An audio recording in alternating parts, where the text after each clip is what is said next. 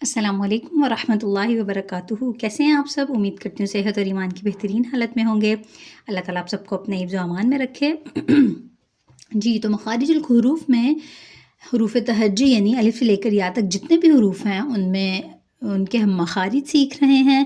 پہلے ہم نے مخارج کی ڈیفینیشن، اس کی تعریف اور اس کے لغوی اور اصطلاحی معنی سیکھے تھے۔ اس کے بعد ہم نے الف اور با کا مخرج سیکھا تھا۔ آج ہم سیکھیں گے تو دال تا یعنی تا دال تو کا مخرج، یعنی یہ تین حروف جو ہیں ان کے نکلنے کی جگہ کیا ہے، یہ کہاں سے ادا ہوتے ہیں اور کیسے ادا ہوتے ہیں۔ ہم نے پکچر پہ بھی غور کرنا ہے اور ہم نے مخرج کو بھی پڑھنا ہے۔ چلیں ہم آتے ہیں اپنے مخرج کی طرف۔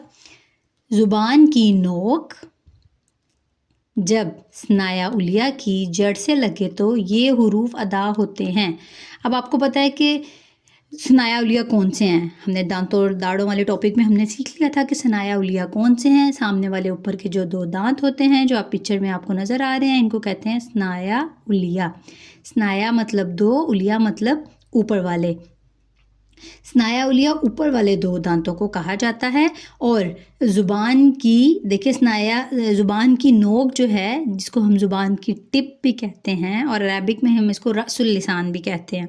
زبان کے حصوں کے نام میں ہم سیکھیں گے کہ زبان کے کتنے حصے ہیں، ان کو عربک میں کیا کہتے ہیں۔ ابھی آپ آسان لفظوں میں اس کو اسی طرح یاد رکھیں کہ زبان کی نوک، یہ جو زبان کی نوک آپ کو نظر آ رہی ہے، اس کو ہم کہاں پہ لگائیں گے؟ یہ دو دانت جو ہیں ثنایا علیہ ہیں ان کی جڑ سے لگائیں گے، تو یہ حروف ادا ہوں گے تو دال تا۔ ٹھیک ہے، حروف کتنے ہیں؟ 3، لیکن ان تینوں کے نکلنے کی جگہ کیا ہے؟ ایک ہے، یعنی ان کا مخرج ایک ہے۔ پیچھے جیسے ہم نے پڑھا تھا کہ مخارج جو ہیں وہ کم ہیں، حروف زیادہ ہیں۔ کیوں؟ کیونکہ ایک جگہ سے تین حروف بھی ادا ہو رہے ہیں۔ جیسے کہ آج ہم پڑھ رہے ہیں کہ تا دال تو حروف 3 ہیں، لیکن ان کے نکلنے کی جگہ ایک ہے، اور وہ کیا ہے؟ زبان کی نوک جب ثنایا علیہ کی جڑ سے لگے تو یہ حروف ادا ہوتے ہیں۔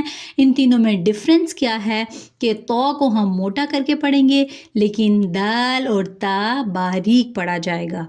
اسی طرح ان تینوں میں سملیرٹی کیا ہے، یعنی ان تینوں کے سیم کیا ہے؟ ان میں سیم چیز یہ ہے کہ یہ تینوں ایک ہی جگہ سے ادا ہوتے ہیں۔ حروف الگ الگ ہیں، تو الگ ہے، دال الگ ہے، تا الگ ہے، لیکن ان تینوں کا جو نکلنے کی جگہ ہے، ان کا جو مخرج ہے، یہ کہاں سے ادا ہو رہے ہیں؟ یہ ایک ہی جگہ سے ادا ہو رہے ہیں۔ جیسے کہ پکچر میں آپ کو واضح نظر آ رہا ہے، تو اب پریکٹس کے لیے آپ پڑھیں اس کو۔ تو زبان کی نوک کو اٹھائیں، اوپر دو دانتوں کی جڑ سے ثنایا علیہ کی جڑ سے لگائیں، تو دال تا تا دال تو تا دال تو۔ جی، آج کے لیے ہمارا تا دال تو اسی کا مخرج ہے۔ اس کو اچھے طریقے سے لرن کریں۔ امید ہے کہ آپ کو چیز سمجھ آ گئی ہوگی۔ اللہ تعالیٰ سے دعا ہے کہ اللہ تعالیٰ ہمیں قرآن کو بہترین طریقے سے پڑھنے، سمجھنے اور عمل کرنے کی توفیق عطا فرمائے۔ سبحانک اللہم و بحمدک، نشہد ان لا الہ الا انت، نستغفرک و نتوب الیک۔ السلام علیکم ورحمۃ اللہ وبرکاتہ۔